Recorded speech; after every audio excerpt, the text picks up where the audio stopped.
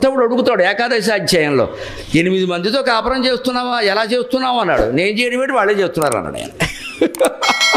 అది శ్రీకృష్ణుడు జవాబు. పైగా ఉద్ధవా, నువ్వు కూడా నిశ్చింతగా ఉండాలంటే ఓ పని చేయవయ్యా జీవితంలో అన్నాడు. ఏమిటో తెలుసా, అందరినీ ప్రేమించుము, ఎవరి యందు ఆసక్తి చూపించకము అన్నాడు. అది వేదాంత రహస్యం. అది వేదాంత రహస్యం. మనం అక్కడే దెబ్బతింటాం. అంటే ఇంకోటి తినగానే నాకు బొబ్బట్లు చాలా ఇష్టం అని నాబోటిగాడు ప్రకటించాడు అనుకో, జీవితం అంతా బొబ్బట్లే తినాలి. ఎందుకంటే ఆయనకి బొబ్బట్లు ఇష్టం అనే విషయం ప్రచారం అయితే ఎవరింటికి వెళ్ళినా బొబ్బట్లు పెడతారు, తినలేక చచ్చిపోతారు. ఇక్కడ నేను పొరపాటుని ప్రకటించి ఇబ్బంది పడ్డా. 2-3 ప్రవచనాల్లో అరటికాయ వేపుడు, వంకాయ పచ్చడి అన్నా. నాకేవో అవి ఇష్టం కొంచెం. అవి చెప్పినందుకు ఏమైందంటే, నేను కింద సంవత్సరం చూశానండి, ఏడాదిలో నేను బయట ప్రవచనాలు చెప్పిన ఒక 100-150 ఉన్నాయి. 150 అరటికాయ వేపుడు, 150 వంకాయ పచ్చళ్ళు తిన్నాను నేను. విసిగెత్తిపోయింది ప్రాణం.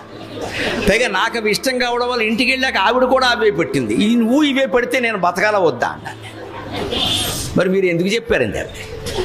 మనం చెప్పకుండా ఉండలేం. మనం ఏం చేస్తాం, మన బలహీనత మంది చెప్పేయడం అలవాటు. అంతా ఓపెన్ యూనివర్సిటీ. నేనే ఇబ్బంది పడ్డాను చెప్పి, అవి బాబు చెప్పకూడదు ఇలాంటివి. ఇంక వెరైటీ లేదు జీవితంలో. నా బతుకంతా అరటికాయ వేపుడు, వంకాయ పచ్చడి, ఇంకో పచ్చడి లేదు, ఇంకో వేపుడు లేదు. ఆయనకి ఇష్టం. పైగా 30 వేపుడు వేసేయడం పట్టుకొచ్చి ఎవడు తింటాడు?